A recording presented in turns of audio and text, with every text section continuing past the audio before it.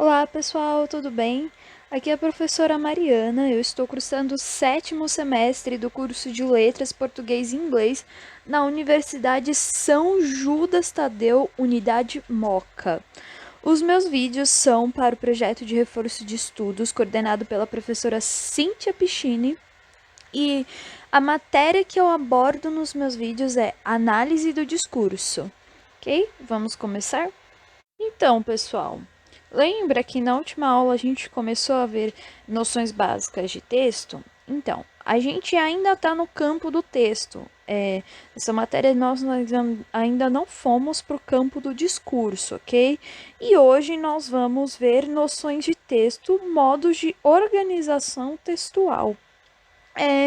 Muitas coisas aqui vocês já devem ter visto em algum momento na vida de vocês, mas como eu disse, né, todo o material é embasado nas aulas do meu professor Jairo Postal de graduação, professor do curso de letras. Então, tá muito bem detalhadinho, tá bem interessante para quando a gente for para o campo do discurso, a gente não tem mais nenhuma dúvida, ok? Tá. Os textos, de acordo com a maneira como são organizados, podem ser descritivos, narrativos ou dissertativos. Classificação esta que se tornou consagrada no meio escolar. É importante perceber a diferença entre eles, ok? Então, nós vamos perceber bem as demais diferenças entre os tipos de textos que nós podemos escrever, os modos que nós podemos organizar os nossos textos, ok? Vamos começar então pelo texto descritivo, que é o tipo de texto em que se escrevem as características de um objeto, de uma pessoa, de um animal, de um ambiente, paisagem, uma paisagem. Na descrição compõe-se um retrato, pessoal. Por exemplo, de palavras daquilo que se quer dar relevância. É importante enfatizar isso, é como se a descrição ela tá sendo como um porta-retrato, não, várias fotos juntas, ela é estática, mas geralmente. O emissor do texto descritivo visa produzir no receptor uma imagem mental, semelhante à imagem real ou fictícia do que está sendo retratado. Ok, pessoal? Características que é muito comum são verbos no presente, só tem verbos no presente até, e muitos adjetivos e substantivos na descrição. Ok, então vamos a um exemplo de uma descrição estática. Manhã fria de inverno, sol tímido, plantas com gotas de orvalho cintilante, pessoas embrulhadas em blusa e em cachecol indiferentes ao mendigo seminu, debaixo da ponte, abraçado ao seu cão. Nas ruas, motoristas e puxadores de carroça, parados no farol, cidade grande, terra de contrastes. Nota-se no texto total ausência de verbos, classe de palavras que exprime a realidade dinamicamente. Esse recurso é bem-vindo em uma descrição, uma vez que a redução de ações produz efeito de sentido de estaticidade. Características do estilo fotográfico ou pictórico. A acentuada adjetivação, por sua vez, encarrega-se de dar colorido às imagens evocadas pelo substantivo. Então, pessoal, é importante enfatizar que nem toda descrição é estática.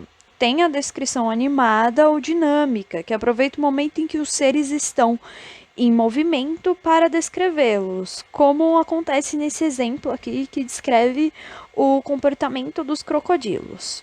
Vamos ver. Crocodilos comem principalmente peixes, tartarugas, pássaros e outros animais pequenos. Eles capturam animais na água e também em terra, com movimentos rápidos. Depois que os crocodilos acasalam, a fêmea põe ovos. Alguns tipos de crocodilos podem pôr mais de 100 ovos. A fêmea faz um ninho de lama e folhas secas no chão para proteger os ovos. Quando a cria está pronta para nascer, a fêmea remove a sujeira e os detritos de ovos. Ela ajuda os filhotes a chegar até a água, muitas vezes carregando-os na boca. A fêmea permanece perto dos filhos e os protege dos predadores durante um período que pode variar de algumas semanas até meses. Então, pessoal, na descrição vai ser comum haver o retrato verbal, a ausência de ação e relação de anterioridade ou posterioridade entre as falas, o predomínio de substantivos, adjetivos e locuções adjetivas, a utilização de enumeração e comparação, presença de verbos de ligação e verbos flexionados no presente ou no pretérito, ou seja, passado. Empregos de orações coordenadas justapostas. Tá, mas como que se dá então a descrição de uma pessoa, né? A descrição de pessoas já não é tão simples como a de uma paisagem ou de um animal, uma vez que ela não se limita à aparência externa, como altura, peso, cor da pele, idade, cabelos, traços, rosto, voz, etc. É possível descrever alguém considerando os elementos que se associam ao seu comportamento, como personalidade, se possui convicção ou se é influenciado pelas opiniões alheias, temperamento, se é extrovertido ou introvertido, se é otimista ou pessimista, se é calmo ou irascível. Caráter, por exemplo, se é honesto ou egocêntrico ou altruísta. Gostos pessoais, tipos de música, de esporte e lazer. Assim, a descrição de determinada pessoa deve levar em conta não apenas características físicas de uma descrição objetiva, mas também psicológicas, de uma descrição subjetiva. Vamos ver os exemplos? Então, pessoal, a narrativa fictícia ela tá mais em fábulas e em apólogos. Trouxe aqui um exemplo para vocês da fábula O Rato e o Leão. Basicamente, todos devem conhecer, mas é bem curtinho, por isso eu trouxe, serve como um bom exemplo de uma narrativa fictícia. Era uma vez um leão que descansava na selva depois de um dia de caça. Era um dia quente e ele só queria dormir. Quando ele estava mais confortável, um rato chegou fazendo muito barulho. O leão era tão grande que ele nem percebeu, mas o rato começou a subir pelo nariz. O leão acordou de muito mau humor, começou a rosnar e agarrou o rato, preparando-se para comê-lo. O ratinho: "Perdoe-me", implorou o pobre rato. "Por favor, deixe-me ir. Um dia certamente pagarei a você." Foi divertido para o leão pensar que um rato poderia ajudá-lo, mas ele foi generoso e finalmente libertou alguns dias depois. Enquanto perseguia uma presa na floresta, o leão foi preso na rede de um caçador. Ele não conseguiu se libertar e rugiu alto, pedindo ajuda. O mouse, aqui, o rato, reconheceu a voz e veio rapidamente para ajudá-lo. Ele mordeu uma das cordas que amarrava o leão e se libertou. Então o rato disse: "Até um rato pode ajudar um leão." Aí, como toda fábula, tem a moral, da história. Moral: não subestime o que os outros podem fazer, embora possa parecer de outra forma, todos podem ajudá-lo.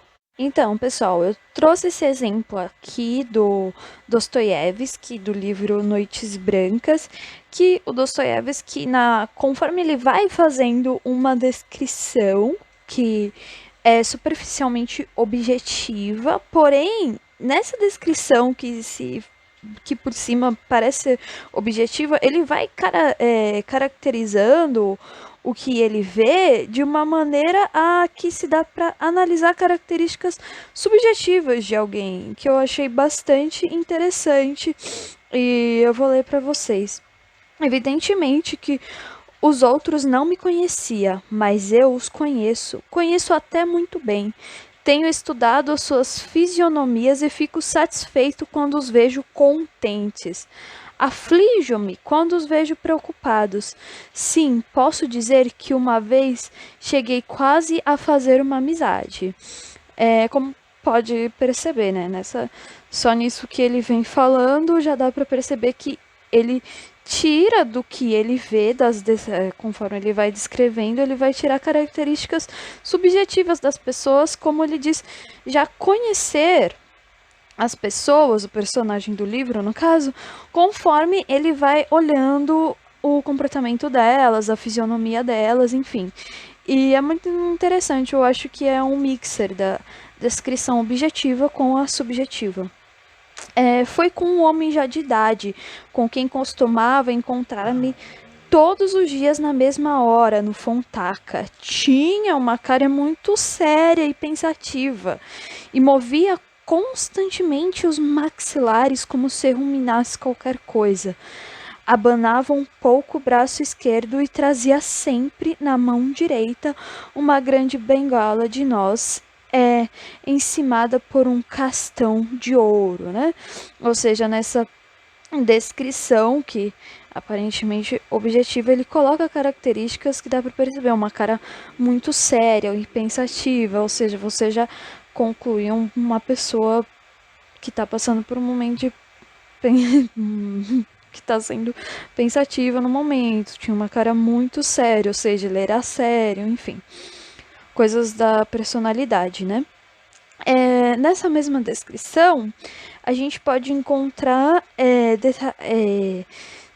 a descrição de um objeto que permite que nós façamos que nós tenhamos a imagem mental do objeto. No caso, na mão direita, uma grande bengala de noz encimada como com um castão de ouro. Aqui eu trouxe uma imagem aqui para vocês, ó, dessa daqui, a bengalinha de noz encimada. Descrição de um objeto e os detalhes permitem que o leitor forme a imagem mental do objeto. Descrição de aspectos físicos e psicológicos. Imagem mental. Pela leitura do trecho tirado de Noites Brancas, é possível criar uma imagem mental dos aspectos físicos do homem idoso descrito. A descrição focada em aspectos físicos que permite que criemos uma imagem mental da pessoa é chamada de criação objetiva. Deve-se, entretanto, levar em consideração que o comportamento da personagem é descrito, ó, corrigir aqui, ó, não é são, canetinha, não é são, pronto, é descrito sob a ótica do destinador, ou seja, são selecionados traços psicológicos que interessam ao autor. Daí ser dito que a descrição psicológica é subjetiva, ok? Aqui, tira mais esse S. Corrigido, né?